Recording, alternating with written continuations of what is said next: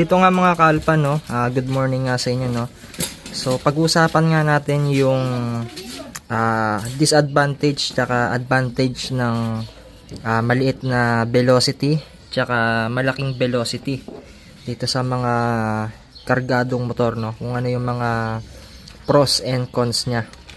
So ito, maliit lang ito, aluminum, ito aluminum din. Ayan, so pag-usapan natin. Bali ang set pala ng karga nito is 63 plus 6 big bulbs. Tapos yung throttle body niya is 34mm na kinada. And then ito yung belo niya, napakalaki rin, no. Ayan, parang long neck siya kung tawagin. Ito naman short neck. So ito yung style niya.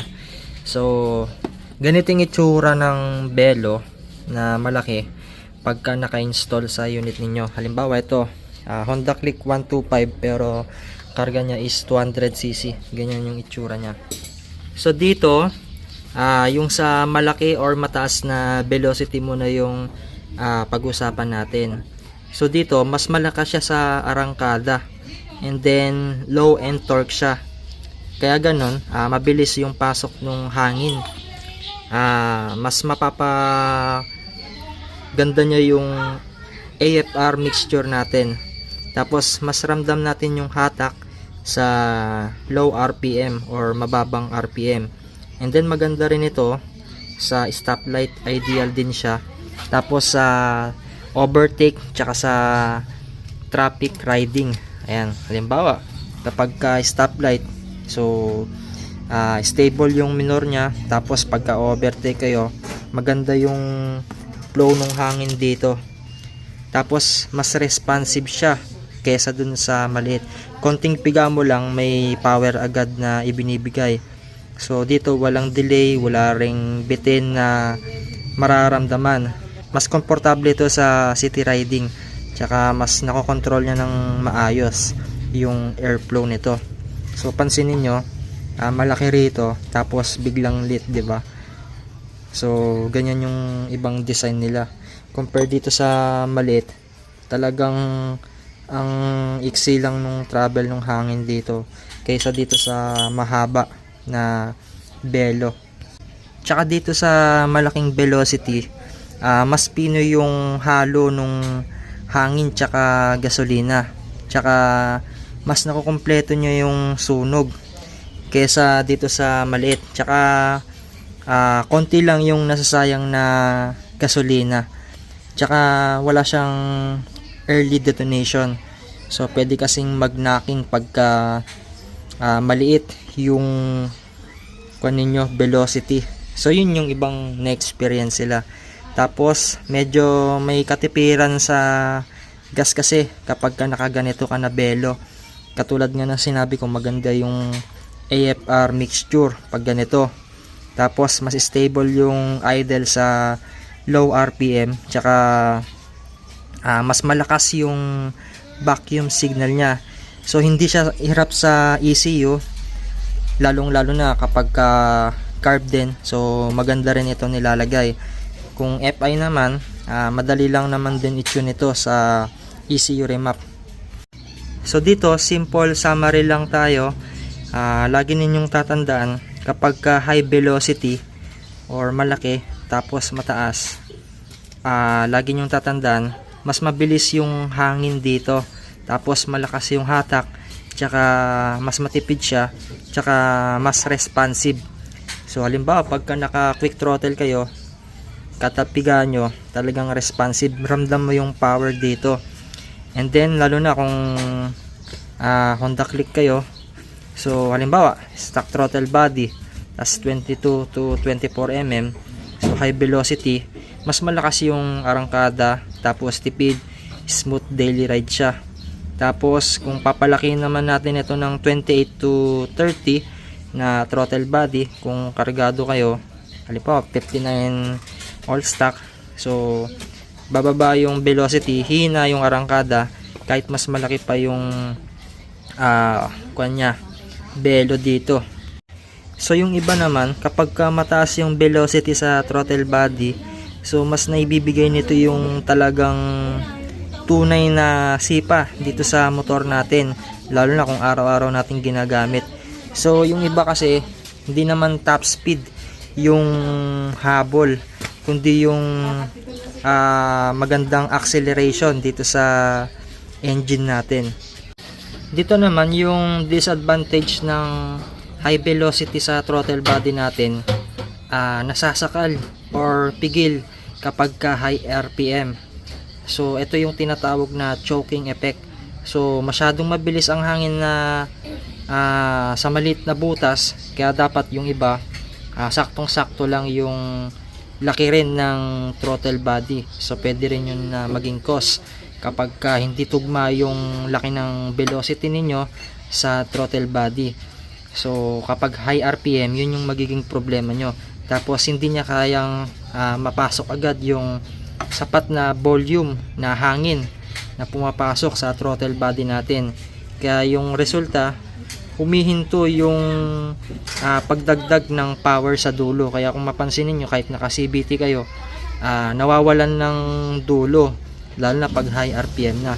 Tapos dito, limitado yung top speed natin or peak sa horsepower. Kaya kung mataas na yung RPM tapos kulang sa hangin, parang may wall sa bandang dulo kapag nahahatak siya. Tapos hindi rin babagay ito kapag naka big bore ka. So yung high performance setup niya, halimbawa kung naka 150 to 200cc ka na makina pero maliit yung throttle body mo tapos malaki yung velocity, hindi siya swak na swak, no? So pwedeng mag-lean or mag-reach yung AFR ninyo. So kailangan saktong-sakto talaga. Tapos para hindi rin masayang yung potential ng engine upgrade ninyo.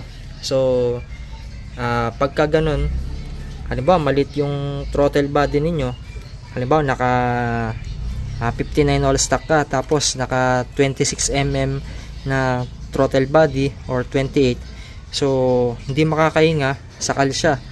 So sayang naman yung upgrade ninyo. Kaya kailangan tugma yung mga nilalagay ninyong pyesa.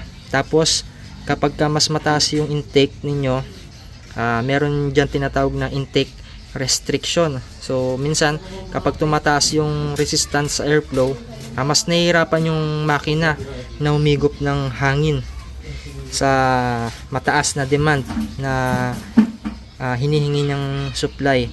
Tapos kapag mas mainit ang intake air dahil sa sobrang bilis ng hangin, malit yung nadadaanan niya na linya dito. Tapos pagka mataas ang friction, halimbawa bagyang tumataas yung sa temperatura sa atmospheric temperature, ang resulta nun bagyang nagbabawas yung power sa dulo. Halimbawa sa simpleng analogy natin, parang paghinga sa straw habang tumatakbo, okay sa lakad low RPM, pero kapag ka nag-sprint ka na or tumakbo ka sa high RPM, kapos na sa hangin, di ba? So try ninyong maglagay ng straw sa bibig tapos maglakad lang kayo, yung dahan-dahan lang, good siya sa low RPM. Pero pag high RPM na, so nag-sprint ka, dumudulo ka, kinakapos ka sa hangin, di ba? Parang hinihingal, ganun, di ba? So dito yung one line summary natin, yung high velocity panalo sa arangkada pero talo sa dulo, malakas sa baba, nasasakal naman sa taas. So halimbawa practical example din, kung naka Honda Click 125 ka na naka 22mm throttle body tas solid sa arangkada, example lang to pero kahit mag high cam ka, hindi tataas ang top speed kung hindi malaki ang throttle body at hindi rin malaki yung velocity. Kaya kailangan saktong-sakto lahat yan, mas maganda na nakatugma lahat. And then meron ding engineering example. Ito napakasimple lang nito, no. Pagka may hangganan din yung bilis ng hangin sa isang butas na papasok. Kapag naabot niya na yung limit, ayan, kapag kahit anong RPM, hindi nadadagdag yung power. So ganun yung example doon sa engineering principle. So dito naman tayo sa advantage nung maliit or mababa na belo dito sa throttle body natin. So unang-una rito, ibig sabihin mas mabagal ang daloy ng hangin. Kadalasan dahil malaki ang throttle body ay nakatuon yung top end power sa maximum airflow. So unang-una dito, mas mataas na top speed, tapos peak yung horsepower. So kapag mas malaking butas, maraming volume ng hangin yung papasok. So agad-agad papasok yung hangin. Sa high RPM, hindi nasasakal yung makina natin. Sa resulta naman ito, mas malakas siya dumulo compared dito sa mahaba yung travel. Tsaka dito, mas babagay siya sa high RPM setups. So ideal to sa mga naka big bore, high cam, ported head, malaking valves. Kung susuportahan pa natin ng mga matataas na air demand ng makina, mas goods ito, yung mga maliliit na belo. Tapos mas stable pa yung power nito sa taas. So hindi agad-agad bumabagsak yung hatak kapag 8K to 12K RPM. Tuloy-tuloy yung power band niya. So walang loss doon. And then mas mataas yung engine breathing capacity. So mas madaling huminga yung makina natin. Tapos kailangan syempre nakatabas-tabas yung U-box ninyo para yung hangin nahigop niya lahat. Tapos mas potential pa ito sa mga racing, drag, sa long straight. Mas malamang sa malamang goods to kapag nagpipick speed tayo. Tapos maganda rin ito sa mga truck kaysa sa traffic. So simpleng analogy lang dito, parang malaking tubo ng hangin, hindi malakas yung buga, pero kahit anong bilis ng makina, hindi ka naubusan ng hangin dito sa maliit na velocity. So kapag low velocity, maraming hangin na pumapasok, mas mataas na horsepower, panalo to sa dulo. Kaya kapag nagganito kayo, kailangan magbutas kayo sa U-box ninyo. Parang ganito, ito nagbutas tayo rito. Yung iba kasi tinatabas talaga lahat to. Tapos yung iba nagbubutas pag dito sa mga gilid-gilid para yung hangin talagang pasok na pasok. So ito, magbibigay lang tayo ng practical example. Halimbawa, Honda Click 125, stock yung throttle body mo na 22mm. So high velocity siya, panalo sa arangkada. Tapos kung naka 28mm na throttle body ka, low velocity, mas malakas yung top speed kung may tamang mods ka. Pero kung naka stock engine ka, tapos 28mm na throttle body, hindi mo mararamdaman yung advantage kasi wala kang sapat na RPM tsaka airflow demand. So dito naman tayo sa disadvantage ng maliit or mababa na velocity. Ibig sabihin, kapag malaki yung throttle body natin, mabagal ang daloy ng hangin. Tsaka kadalasan ramdam ito kapag arangkada, tsaka yung response and efficiency. So unang-una rito, may nasa sa arangkada, low end torque. Tapos mabagal yung pasok ng hangin, may na ang vacuum signal dito sa makina natin. So ang resulta, bitin yung hatak sa simula, pero pag sa dulo, goods na good siya. Tapos yung sa pangalawa naman, delayed throttle response. So kailangan mas malaki yung piga bago sumipa. So kailangan ipo-full throttle mo muna para maramdaman mo yung talagang piga ng makina natin.